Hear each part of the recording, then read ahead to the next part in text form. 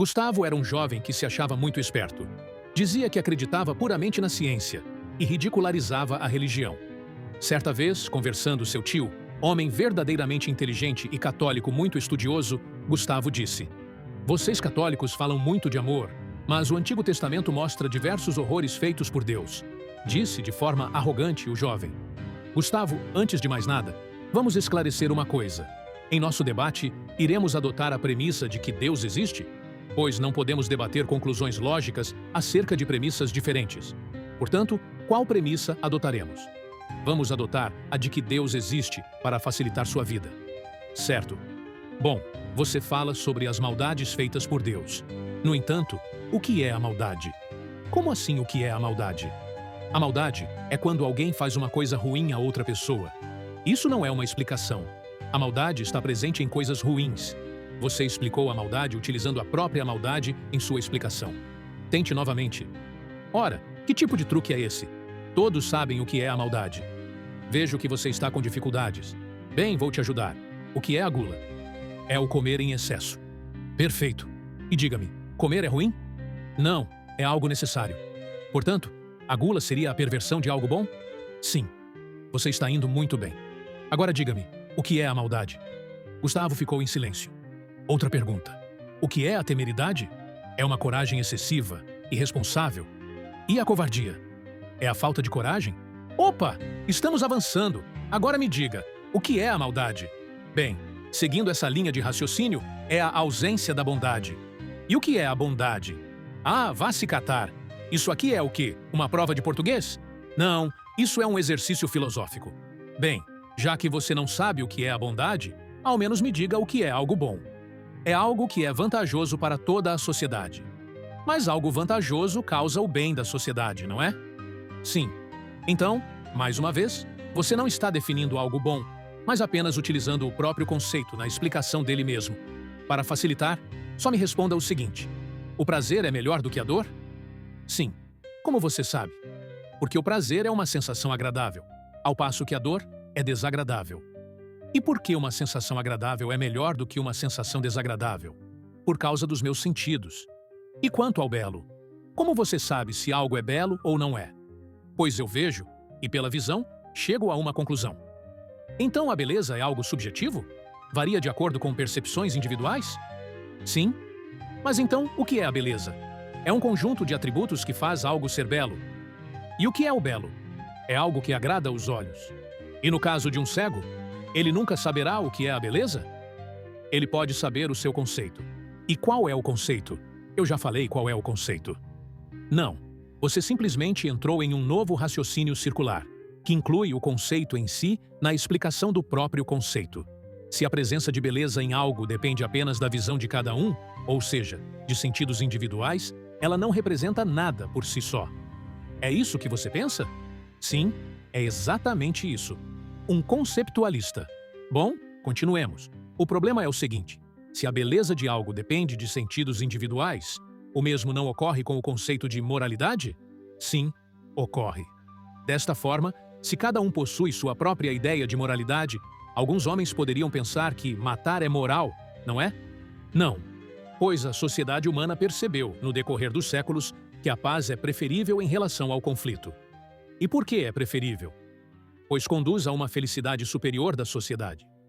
E o que é a felicidade? É um estado de ânimo agradável, que traz tranquilidade e alegria. E o que é a alegria? Ora, deixe de truques. Não é um truque, meu caro.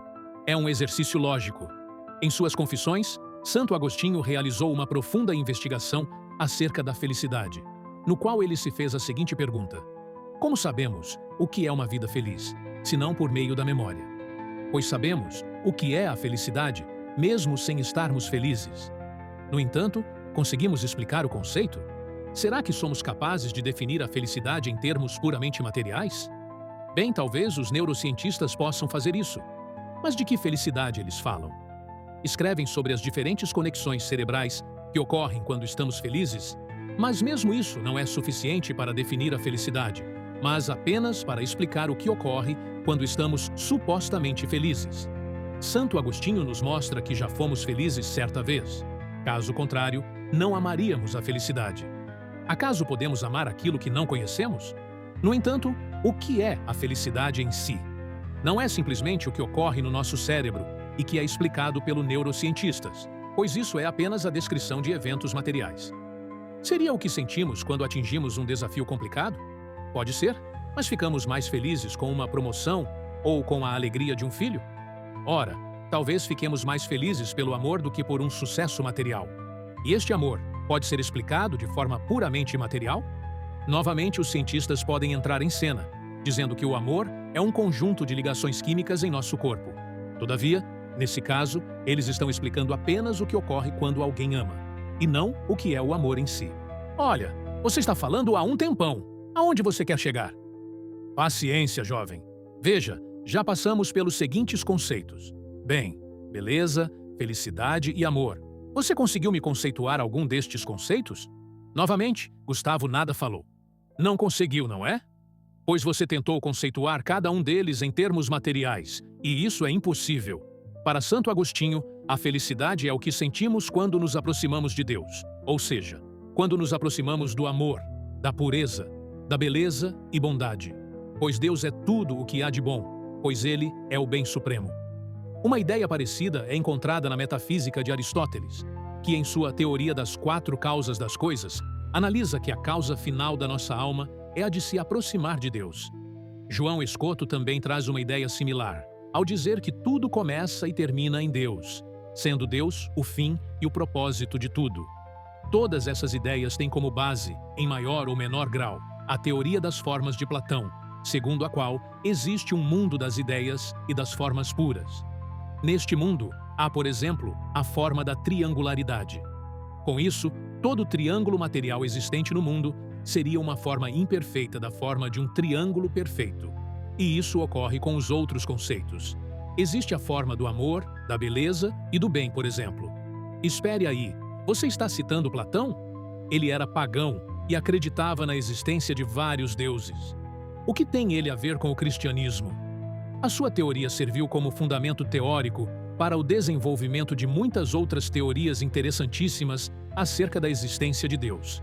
Veja, Aristóteles, em sua teoria acerca da potencialidade e da atualidade das coisas, percebeu que a matéria possui potencial de constituir diferentes formas, desde que algo faça com que esta potencialidade se torne atualidade, ou seja, apesar de a matéria, digamos todos os materiais necessários para que uma parede seja feita, ter potencial de se tornar uma parede, é necessário que alguém transforme todo esse material em uma parede de fato, ou seja, que alguém dê forma a essa matéria. E isso ocorre com tudo, inclusive com o ser humano. É preciso que a alma dê forma ao corpo para que haja o ser humano. Caso contrário, haveria apenas uma matéria sem vida. E a alma não pode dar forma ao corpo, a menos que algo externo faça com que isso ocorra. E esse algo externo é um ato divino. Aonde você quer chegar com tudo isso? Meu ponto é que, através da análise da metafísica dos filósofos que citei, podemos perceber que tudo subsiste através de Deus e que tudo tem em Deus sua finalidade. A nossa alma tem como fim se aproximar de Deus, portanto, se aproximar do divino. E não é evidente que Deus é bom? Não. Veja tudo de cruel que ele fez. Ele destruiu Sodoma e Gomorra e assassinou os primogênitos do Egito. Isso além de muitas outras crueldades. Jovem, você concorda que não podemos definir a vida a partir da morte? Pois a morte há a ausência de vida. Do mesmo modo, não podemos definir a coragem em função da covardia, que é a falta de coragem. Diríamos que a coragem é a falta de covardia. Mas o que é, então, a covardia? Podemos dizer que é um sentimento de medo contínuo e repetido perante situações de risco. Mas o que é o medo? Não seria o medo também a falta de algo? Podemos fazer este exercício repetidas vezes, e sempre chegaremos ao conceito último ao qual todas as faltas e excessos se referem. E este conceito nós não podemos explicar em termos puramente materiais. Apenas sabemos que ele é bom. E como sabemos? Santo Agostinho nos diz que é por nossa memória de uma época em que fomos felizes. Plotino nos diria que é pela lembrança da nossa alma, quando esta ainda não estava no corpo, e sim em contato com o divino. Aristóteles e Escoto diriam que nossa alma possui como fim se aproximar de Deus. E como Deus é o bem supremo, O caminho de nossa alma seria em direção ao que é bom, e por isso sabemos o que é bom e o que não é. De forma muito sábia, C.S. Lewis, no livro Cristianismo Puro e Simples, sintetiza muito do que lhe expliquei de forma breve e fala o seguinte: sabemos o que é bom mesmo antes que alguém nos diga. Por exemplo, sabemos que matar é errado mesmo que ninguém nos fale. Existem princípios morais que sabemos porque este conhecimento foi posto em nós, por Deus. Certo, certo. Mas o que isso tem a ver com nossa discussão inicial? A de que Deus já fez coisas terríveis. Estamos quase chegando lá. Compreendemos até aqui que o ser humano conhece o que é bom graças a Deus e que o fim último da nossa alma é se aproximar de Deus através de uma vida reta e que seja dotada de retidão moral. Nos resta apenas verificar o seguinte ponto: como sabemos se Deus é bom? Como sabemos que Ele não é mau? Veja, a vida é superior à morte? Sim. E quem criou a vida? Pela sua premissa, Deus. E quem criou a morte? Deus. Não, Deus criou a vida. A morte, a falta da vida. A morte surgiu a partir do pecado humano, sendo que este, por sua vez, é a falta de obediência ao que foi ordenado por Deus. Ele criou a vida, e a morte, a ausência da vida. Deus criou a bondade, e a maldade é a ausência de bondade. Deus criou a beleza, e a feiura é a ausência de beleza. E você há de concordar, pois conceituar algo a partir da falta desse algo, pode você explicar a beleza a partir da feiura? Portanto, tudo o que é bom foi criado por Deus. No entanto, até mesmo esta frase não é exatamente correta, pois tudo o que é bom porque Deus é bom. E o que é mal não pode gerar algo bom, assim como o bem não pode ser gerado por algo que é ruim. Portanto, a menos que consideremos a bondade, a beleza e a virtude coisas ruins, devemos concluir que Deus é bom. E não só bom, mas o bem supremo. Estabelecido isso, analisemos o ponto inicial de nosso debate. Pode Deus fazer algo ruim? E a resposta óbvia é a seguinte: não, pois só sabemos o que é o bem porque Deus nos fez saber. Pois tudo que é bom o é em relação a algo.